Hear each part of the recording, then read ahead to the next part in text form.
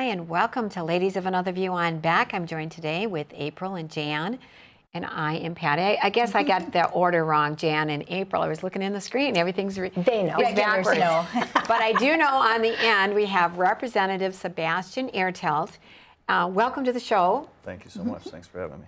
Thank you for coming. You've been very busy. We attended a press conference last Thursday over at the Capitol, and you wanted to call out the fact that the way Burgham is using his money to manipulate the election within the Republican Party is very controversial, really not on the up and up as far as you're concerned. Tell us what's going on. Yeah, well, that's for sure. I really believe that it is election interference, and primarily because, as we all know, and hopefully most of the audience knows, there is supposed to be a separation of powers in our system of constitutional government. Executive branch, legislative branch, and judicial branch, and Governor Burgham is muddying the lines between the two. And so really what the governor has been up to is contributing to a multi-candidate committee, which in turn is running advertising either against conservative candidates or for less conservative or even liberal candidates in the Republican Party, and even non-endorsed Republican candidates against the endorsed candidates. So far, this election cycle, he's contributed $1.5 million to that multi-candidate committee, and in the 2020 election cycle, it was over $3 million. Okay, that's a little bit of change there. Yep, very substantial. Let's go. We have just a little clip when Rick Becker was talking about the issue. Let's take a look. First, his actions are unseemly, improper, and an affront to the people of North Dakota. By influencing these elections, he is subverting the separations of power of the branches of government and the checks and balances therein, things that we respect and cherish. His lack of transparency in this matter is a slap in the face to North Dakotans. He refuses to be forthcoming on who he is helping, who he is opposing, and what his goals are with legislative races. So Rick basically is saying he's going against checks and balances. Yep. And he's pretty blatant about it. He's so blatant. What did he do the day after the press conference? Yeah, so the day after the press conference, he added $600,000 to the multi-candidate committee, and yeah, here you can see the $300,000 was beforehand, the $600,000 was afterward, and that brought it up to the total of the $1.5 million this election cycle. And that was the day after the press conference, calling out the legitimacy of him doing this, correct? Correct, yes. So it was, I mean, it's an obvious direct response to the press conference.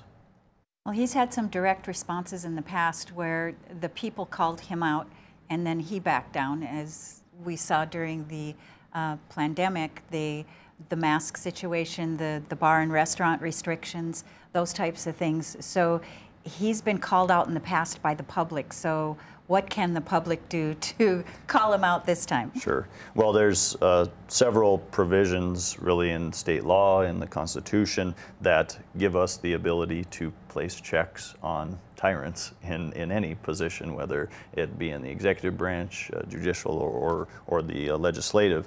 So Article 10, Section 10 is the provision in the Constitution which basically prohibits the governor from threatening or bribing members of the legislature. There's provision in the Century Code 16.1-01-04, -10-04, and that prohibits false advertising in political advertising. And can we stop there for a minute? Yeah, go false ahead. Advertising. Yep. Let's take a look at something. Sure. And you tell me, is this false advertising? It's some of the flyers, some of the things that are being said against you, the funding, that you're against funding the North Dakota National Guard. Is that true? Well, it's not true because I'm not against funding the North Dakota National Guard. What they're doing here, and that's covered in that Century Code too, is you can't be intentionally misleading about it. And that's really what that advertisement is doing. Yes, I voted against that particular bill that provided funding to the National Guard, and there's certainly reasons for voting against any particular bill, let alone an appropriations bill. That one, for example, constituted a 32% increase in the budget over the prior biennium. And so while I certainly want to adequately fund the North Dakota National Guard, I do think that 32% is perhaps a little bit of a big jump, you know, just to the next biennium. And there were also a couple other provisions in there, one for a $10 million expense for a museum, and that did allow for use of private or federal funds, but we are federal deficit spending, so I don't know if we should be spending $10 million federal funds or otherwise on a museum. And then for the Camp Grafton expansion, up to 6,000 acres of private land would come under control of the state government. Some of that, actually the most of it, would be under lease agreement, and I think around 1,600 actually purchased land. And so again, while I'm not, you know, against doing those things necessarily, it's the amount and the speed, I guess, at which those are ramped up. Well, just to clarify, you mentioned that it was under Article 10, Section 10, I believe. Is it not 5? Section 10. Okay, yep.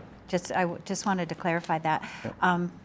The other thing that I kind of found kind of telling is that this same type of advertisement against you has come out against legislators all over the state, and a good portion of them are the endorsed candidates.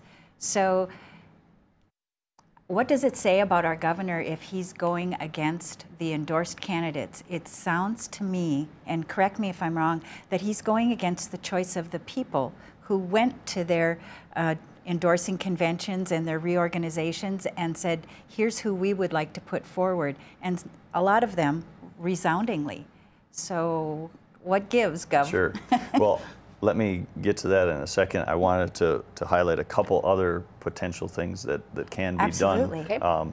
We actually had legislation in the prior legislative session, House Bills 1191 and 1496, the latter of which was my own, and those were simply to increase the transparency in the reporting so that you could see not only the contributions to the multi-candidate committee, but also to who they were supporting or opposing and how much, which the independent expenditure filers like the Brighter Future Alliance has to do. There are also the options of recall, and again, that can go for any elected official, but could be used in this case, as well as impeachment. And the legislature has the authority over that impeachment proceeding, and I believe it's the House of Representatives in particular. And related to the party leadership, if you will, that are really acting contrary to what the district parties are saying that they want for their candidates, I think that it's a direct affront on those party members. So it's really the country club Republicans are trying to take over the mouth, if you will, of the grassroots Republican. The people's choice, right. Right, yeah, exactly. Right, so it's the governor's choice versus the people's choice in some You couldn't have said it better. situations here. Yeah.